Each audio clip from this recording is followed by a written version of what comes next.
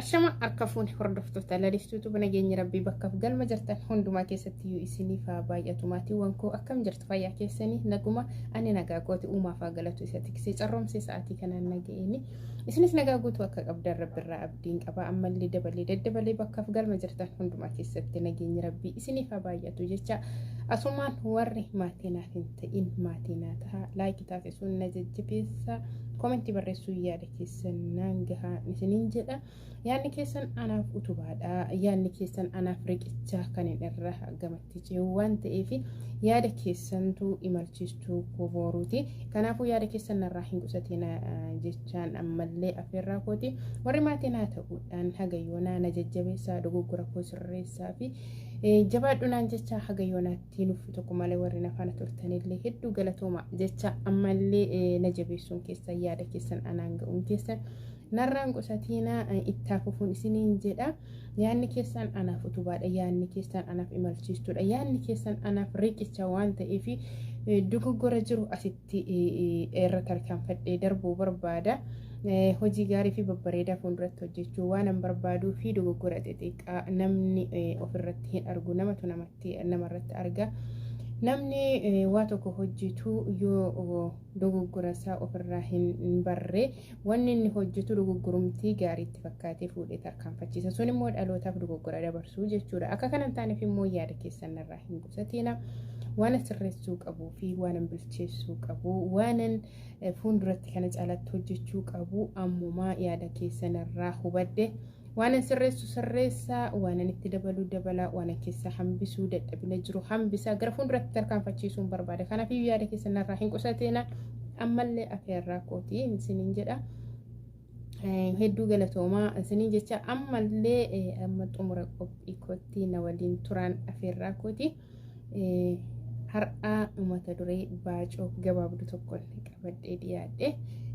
Baacoon koo har'aa barataa fi barsiistuu gidduuttidha. Amma xumura qophii kootti na waliin turan ammallee afeerraa kooti. Baacoo kanattis immoo akka bohaartan abdii guddaa qaba.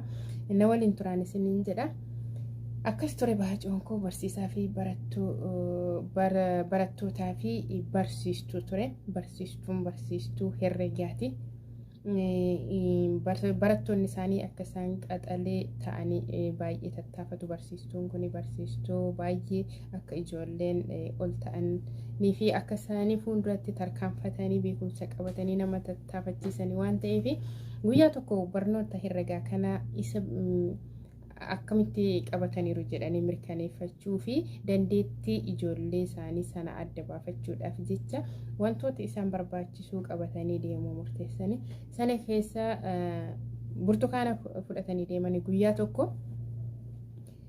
burtukaana fudhatanii mana barumsaa deemanii akkuma beekamu akkuma dura barsiisaa turanii isiniif galeeraa jedhanii ijoollee gaafatanii eeyyeen nuu galeeraa jedhanii ijoolleen irle sana booda mee akkamitti akka hubatanii fi amma akka qayyabatanii nafaana bu'aa jiraniin ilaala jedhanii wantoota fidatanii dhufanii keessaatii burtukaana fudhatanii burtukaana 4 fudhatanii barataa tokko keessaa waamanii siif galeeraa barnoonni amma barsiisaa jiru jedhanii gaafatu.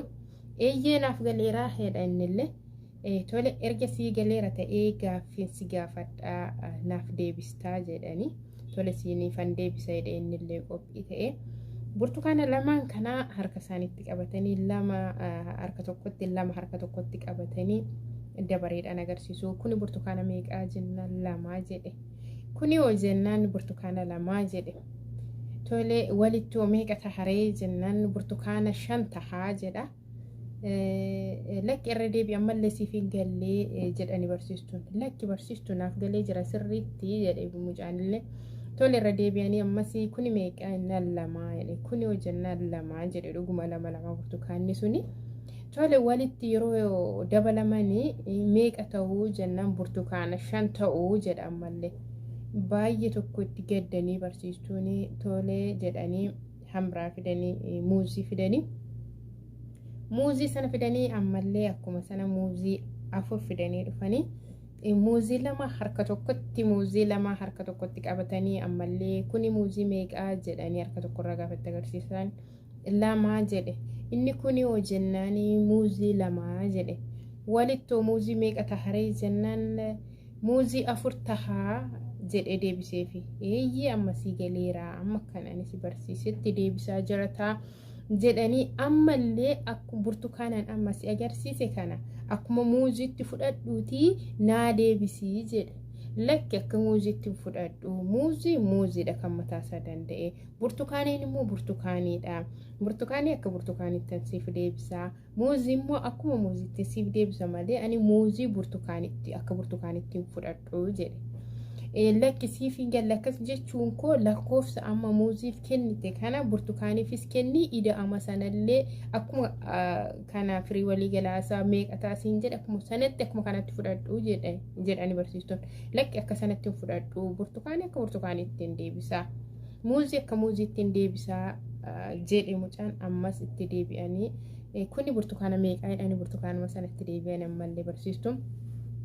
Burtukaana 2 jedhe kuni yoo jennaan 2 jedhe walitti meeqa taharee amma jennaan burtukaana 5 tahaa jedhe ammallee mucaan.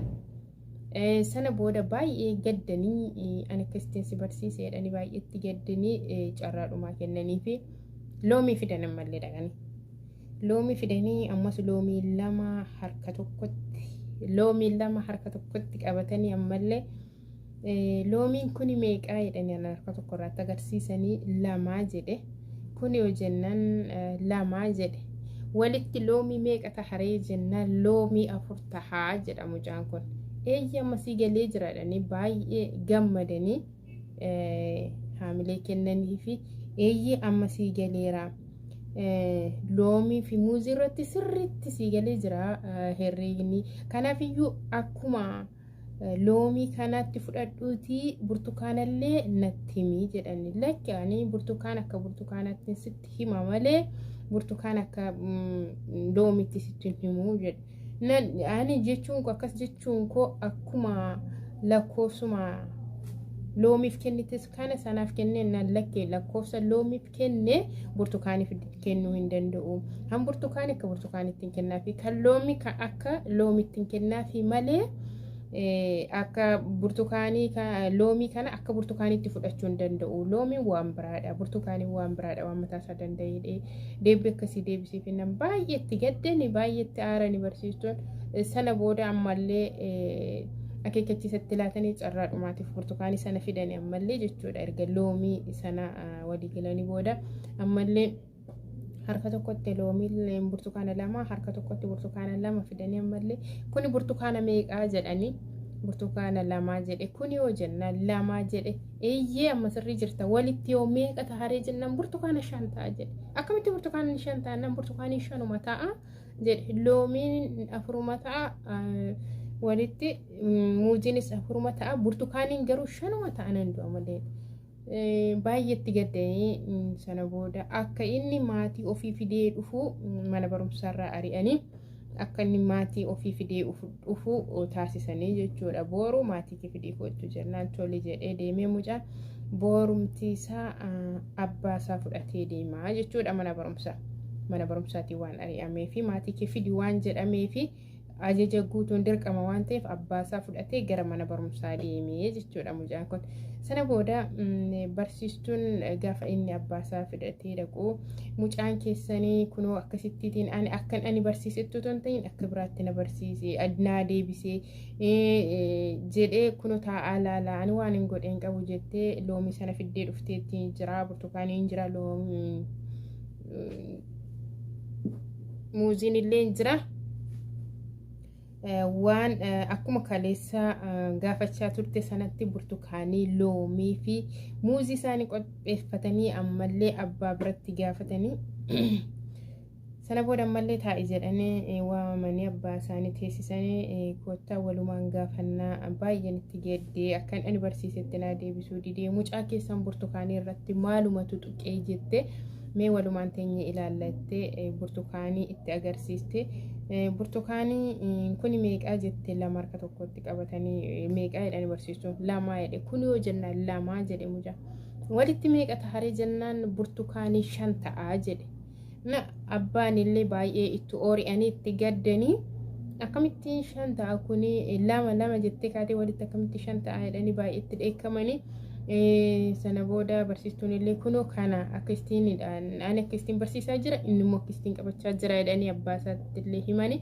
Sana booda loomii itti agarsiisanii loomii kun meeqaa jennaan loomii 2 jedhe. Kun yoo jennaan loomii 2 jedhe. Walitti meeqa taaree jennaan loomii 4 tahaa jedhe. Toleedhaan. Maarree akkuma loomii deebiste kanatti burtukaana deebise naan lakkaanii burtukaana akka burtukaanatti malee akka loomitti deebisuu hin danda'u jedhe. Burtukaana fidan ammas kun meeqa taannaan 2 kun meeqa 2 walittoo 5 ta'a burtukaaniin jedhe didee mucaanii. Achuma muuzis fidanii muuzis gaafatti agarsiisanii harka tokkorraa gaafatti agarsiisan 2 jedhee kaanis 2 jedhee walitti meeqa ta'a 4 ta'a. Ammas maarree akkuma muuzii kanatti ilaaliitii sanallee burtukaanillee deebisii akkamittiin 2 fi 2 5 ta'a burtukaaniin jennaan burtukaaniin 5 ta'a jedhan mallee jechuudha. Baay'eetti gaddanii abbaan illee baay'eetti oori'anii itti gaddanii rukuchuuf ka'anii akkamittiin ani akkasitti si barsiise jedhanii barsiistuun illee itti dheekkamanii. Kunooti mucaan keessan akkasittiin qabataan akkasittiin hin barsiisa. Mucaa keessan mee burtukaana irratti maalumatu tuqee muuzii irratti deebii sirrii deebisaa jira. Loomii irratti deebii sirrii kennaa jira. Garuu burtukaana irratti maalumatu tuqee mucaa kana maaluma ta'e maaluma gootaniitu jettee abbaaf gaaffii dhiyeessite barsiistuun. Sana booda gurba maal taatee akkasittiin deebisaa jirta. 2 fi 2 akkamittiin 5 ta'a. Muuzii 2 fi 2 4 deebistee. Loomii 2 fi 2 4 jettee deebistee. Burtukaan immoo akkamitti 2 fi 2 5 jettee deebistaa jedhanii baay'eetti dheekkamanii abbaan illee jennaan. Lakki burtukaanii 5 abbaa jedhe akkamittiin 5 ta'a 2 fi 2 jennaan. Burtukaanii kun 2 fi 2 5 ta'a tokko. Harmee kootu ganama borsaa koo keessa naa keessatti waan ta'eef burtukaaniin walumatti 5 ta'a jedhe. Burtukaan isa harmeen isaa ganama borsaa keessa kaa'anii fi itti lakkaa'ee inni 5 jedhee isaan akkasittiin deebisaa ture jedhee jedhama. Kanuma baacoon koo har'aa kana fakkaata akka itti bohaartan abdii guddaan qaba. Warri hagayyoonaan hordofuudhaan nafaana turtan hedduu galatoomaa jecha yeroo biraa mata duree biraatiin walitti deebinaa. Ammallee warri maatii naaf hin ta'in maatii naa tahaa laayikii taasisuun na jajjabeessa. Koomentii barreessuun yaada keessan na gahaa. Warri maatii naa taatanii hangayyoonaa na jajjabeessa jabaadhu jecha haamilee naa kenna dogoggora koo sirreessa. Warri hagayyoonaa na waliin turtan hedduu galatoomaa jecha ammallee jabinni keessan yaadni keessan ana biraatii hin hafiin isiniin jedha. Yaada keessantu anaaf utubaadha. Yaada keessantu anaaf ceesistuudha. Yaada keessantu tarkaanfachiistuudha. Boru waan bareedaa hojjedhee akkan dhufuufi yaadni keessan anaaf utubaadha waan ta'eef yaada keessan narraa hin qusatiinan afeerraa koo yeroo hundumaati. Bakkaa fi galma jirtan hundumaatti nagaan rabbii isiniif baay'atu dabalee daddabalee isiniin jecha mana isin jettanii gammachuuf argachuun haa jiraatuun isiniin jedha. Maatiiwwan koo hedduu galatoomaa. Yeroo biraa mata duree biraatiin kan walitti deebinu ta'a. Hanga qophii biraatiin walitti deebinutti turtii gaarii isiniif haa ta'u. Bakka gaarii turaa. Waan gaarii keessa turaa. Nageenya rabbii dachaatiin dabalee galma jirtan hundumaatti isiniif haa baay'atu jecha yeroo gaarii qabaadhaan isiniin jedha. Nagaatti.